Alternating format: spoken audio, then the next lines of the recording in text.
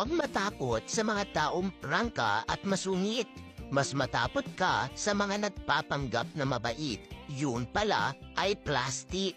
May mga taong akala mo masama ang ugali dahil lagi nakasigaw, mahilig manita at masungit. Kung minsan, yung taong ganyan, yun pa ang may mabuting kalooban.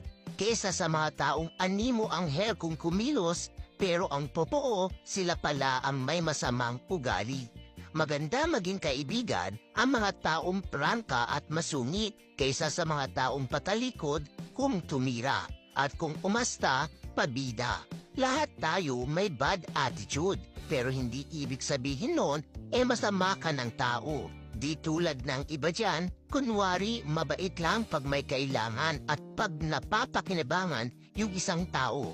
Tandaan mo, hindi tayo masungit o mayabang. Sadyang dilan nating ugali ang magbait-baitan sa mga taong batikan sa pakikipagplastikan.